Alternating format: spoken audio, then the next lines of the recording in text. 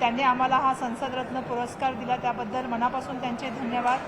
भारतीय संविधानाची कास धरून मी राजकारणात आले आणि मला आज आनंद आहे की संसदेपर्यंत पोहोचण्याचं मला सौभाग्य मिळालं आणि आज संसदेमध्ये मला पहिल्याच वर्षी जो आहे तो प्राईम पॉईंट फाउंडेशनच्या वतीने आयोजित कार्यक्रमामध्ये संसदरत्न पुरस्कार मिळाला। माझ्यासाठी ही खरं तर गौरवशाली गोष्ट आहे आणि याच्यामुळे मला प्रेरणासुद्धा मिळाली की येणाऱ्या काळामध्ये मला अजून काम करता येऊ शकेल आणि महाराष्ट्राचे, देशाचे आणि मुंबईचे प्रश्न जे आहेत ते मांडण्यासाठी एक मला मोठं व्यासपीठ मिळाले, त्याचा मी पुरेपूर वापर करण्याचा प्रयत्न करीन।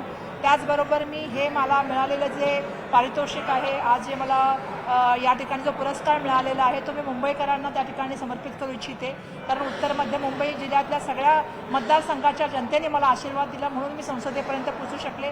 आज आमचे नेते आदरणीय मल्लिकार्जुन खरगे साहेब, आदरणीय राहुल गांधीजी, आदरणीय सोनिया गांधीजी यांचे मी मनापासून धन्यवाद व्यक्त करू इच्छिते की त्यांच्यामुळे मला जे आहे ते पक्षामध्ये स्थान मिळालं आणि पक्षाने संधी दिली म्हणून मी संसदेपर्यंत येऊ शकले।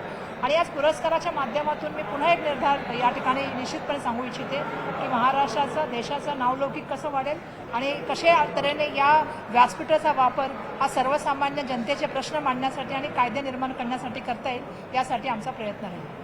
मॅम, एका ठिकाणी तुम्हाला रत्न मिळाले आहेत, 60 रत्न महाराष्ट्रातून मिळाले आणि महाराष्ट्रात गाजला आहे। तिथेच असे काही नेते जे राज्यात नाव खराब करतात, त्याच्यातले एक माणिकराव कोकाटे आज जे शनीच्या देवाची शरणी दिसत आहेत, मंत्रिपदाची साडेसती जाण्यासाठी त्या शनीच्या शरणी दिसून आल्या। खरं तर मी महाराष्ट्रातल्या खरं तर लोकप्रतिनिधींचं खूप कौतुक करू इच्छिते की ज्या तऱ्हेने आज आम्हाला 7 लोकांना पुरस्कार मिळाला आहे, त्याचबरोबर सातत्यपूर्ण काम केल्याबद्दल जे आहे ते सन्मान्य अप्पा भारणे साहेब असेल किंवा सुप्रियाताई असेल यांनासुद्धा गौरवित पुरस्काराने करण्यात आलेलं आहे। आणि माझ्याबरोबर आज अरविंद सावंत साहेब असेल, स्मिता वाघताई असेल, नरेश मस्के साहेब असतील किंवा मेघा कुलकर्णी असेल यांनासुद्धा हा पुरस्कार प्राप्त झाले। त्यामुळे मला असं वाटतं की महाराष्ट्राच्या लोकप्रतिनिधींनी जे आहे ते संसदेमध्ये आपलं एक वेगळं वैशिष्ट्य आणि एक वेगळा जो आहे तो छाप त्या ठिकाणी सोडण्याचं काम केलेलं आहे। दुर्दैवाने मला अपेक्षा आहे की महाराष्ट्राचं आपण जर विधानसभेची जर परंपरा बघितली ती सुद्धा खूप गौरवशाली आणि वैभवशाली आहे, परंतु दुर्दैवाने आम्ही संजय गायकवाड यांचं प्रकरण बघितलं, संजय शिरसाट यांचं प्रकरण बघत आहोत आणि त्याचबरोबर कोकाटेजींचं सुद्धा आता आम्ही बघत आहोत आणि मोठ्या प्रमाणामध्ये तुम्ही त्याचा उल्लेख केला की त्या ठिकाणी अंधश्रद्धेच्या बाबतीमध्ये बोलायचं झाले तर आपण मधल्या काळामध्ये भरत गोगावलेंचं बोलू शकतो, आता तुम्ही सांगता त्याप्रमाणे कोकाटेजींचं सांगू शकतो। पण मला एक सांगायचं आहे की महाराष्ट्र हा पुरोगामी आणि प्रगत महाराष्ट्र आहे। महाराष्ट्राने नेहमीच एक वेगळं उदाहरण त्या ठिकाणी केलेलं आहे। समाज सुधारकांची महाराष्ट्राला मोठी जी आहे ती परंपरा आहे। महात्मा ज्योतिबा फुले आणि क्रांतिज्योती सावित्रीबाई फुले यांचा महाराष्ट्र, छत्रपती शिवाजी महाराजांचा महाराष्ट्र आहे आणि बाबासाहेबांचा महाराष्ट्र। त्यामुळे मला अपेक्षा आहे की या महाराष्ट्रामध्ये शाहू फुले आंबेडकरांच्या महाराष्ट्रामध्ये अशी शाहू महाराजांच्या महाराष्ट्रामध्ये जे आहे अशा तऱ्हेने जे करणारे कितीतरी प्रयत्न केले तरी मला वाटतं आता भाकरीत फिरवली पण जाईल आणि त्यांचं मंत्रिपद पण त्या ठिकाणी जे आहे ते धोक्यात आलेलं आहे, कारण मी अध्यक्षांचं सुद्धा स्टेटमेंट ऐकले की हा फोटो जो आला तो असं झालेला नाही आणि मला वाटतं की त्याच्यावरती कारवाई व्हायला पाहिजे आणि राज्य सरकारने त्यांना मंत्रिपदातून हकालपट्टी केली पाहिजे। तुम्ही 2 लाडकी बहीण आहात महाराष्ट्राच्या, तशाच आपण बघतो तर लाडकी बहीण योजनेचा लाभ 4290 पुरुषांनी घेतलाय अशी धक्कादायक माहिती समोर आली। ही योजनाच मुळात अभ्यास पूर्ण करून आणलेली नाही आहे, इलेक्शनला धरून आणलेली योजना आणि म्हणून मधल्या काळामध्ये खूप साऱ्या ज्या आहेत त्या आपल्याला माहिती आहे की लाडक्या बहिणींचे जे आहे ते अनुदान कमी करण्याचं झालं, त्यांचे निकष सातत्याने बदलण्याचे प्रकार चालले आणि हा आता एक नव्याने प्रकार जो आहे तो समोर आलेला आहे की पुरुष जे आहेत त्याचे लाभार्थी। त्यामुळे खरं तर अशा योजना तयार करण्यापूर्वी राज्य सरकारने अभ्यास करायला पाहिजे होता, परंतु इलेक्शन डोळ्यासमोर ठेवून ही योजना आणलेली आहे आणि त्यामुळे त्याच्यामध्ये खूप जे आहे ते त्रुटी आहेत हे सगळ्यांना मान्य आहे। रोहित पवारांचा आरोप आहे की मंत्र्यांचे फोन टॅप होतात आणि म्हणून ते हल्ली ऑफ ठेवत आहेत असं समजून येतं। टॅपिंग प्रकरणाच्या बाबतीमध्ये मला सांगायचं आहे की खूप मोठ्या प्रमाणामध्ये मागील काळामध्ये आमचे त्यावेळेला प्रदेशाध्यक्ष नाना पटोले साहेब यांनी सुद्धा सातत्याने जे आहे ते पेगाससच्या बाबतीमध्ये बोलण्याचं काम केलं होतं आणि विरोधी पक्ष असेल किंवा सत्ता पक्षामध्ये जे सो कॉल स्पर्धात्मक लोक असतात त्या सगळ्यांचे फोन जे आहे ते टॅप करण्याचे प्रकार चालतात असा त्याने त्यावेळी सुद्धा आरोप केला होता। त्यामुळे या प्रकरणाकडे गंभीरपणे दखल घेतली गेली पाहिजे। अशा तऱ्हेने फोन टॅप करणं ही महाराष्ट्राची संस्कृती नाही। शेवटचा 26 जुलै आहे, महापूरला 20 वर्ष पूर्ण होतात। मुंबईतच पुराचा धोका अजूनही कायम आहे असं समजतंय। डॉक्टर माधवराव चितळे समितीचं शिफारस अजून अंमलबजावणी त्याची झाली नाहीये, ते नुसतं कागदावरच आहे असं समजतं। कारण मुंबई महानगरपालिकेमध्ये 3 वर्षापासून नगरसेवक नाही आहेत। राज्य सरकारच्या माध्यमातून कारभार चालू आहे.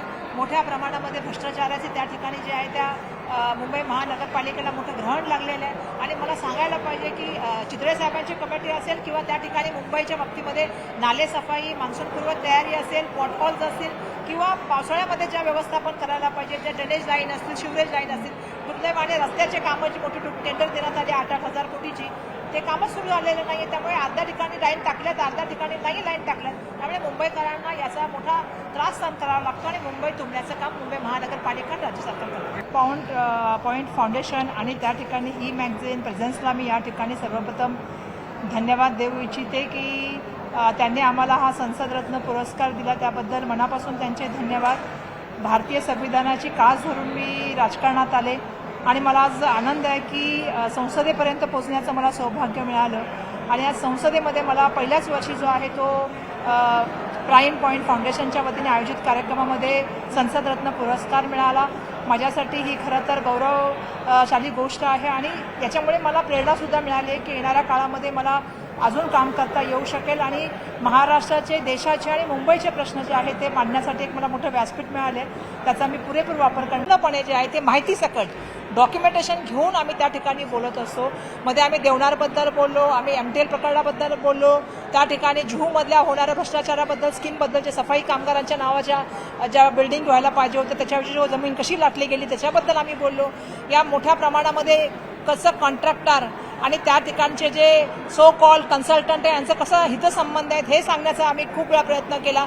आम्ही रस्त्याच्या भ्रष्टाचाराबद्दल बोललो, खूप साऱ्या गोष्टींच्या बाबतीमध्ये आम्ही पुराव्यासकट गोष्टी आणल्या. सातत्याने आम्ही जे आहे ते मागणी करत आहोत की या संदर्भामधली श्वेतपत्रिका यावी. हे सगळा निधी किंवा हा सगळा भ्रष्टाचार जो चाललाय तो लोकांसमोर आम्ही सातत्याने आणत आहोत, पण तो समोर येण्यासाठी श्वेतपत्रिका येणं सुद्धा आवश्यक आहे. दुसऱ्या बाबतीमध्ये तुम्ही सातत्याने बोलता की आम्ही 2023च्या पूर्वी 22च्या पूर्वीची चौकशी करू. माझं असं म्हणणं आहे की 22 पूर्वी तर करा, 21 पूर्वी करा, पण त्याचबरोबर 25 पर्यंत सगळ्या गोष्टीची जी आहे ती चौकशी झाली पाहिजे.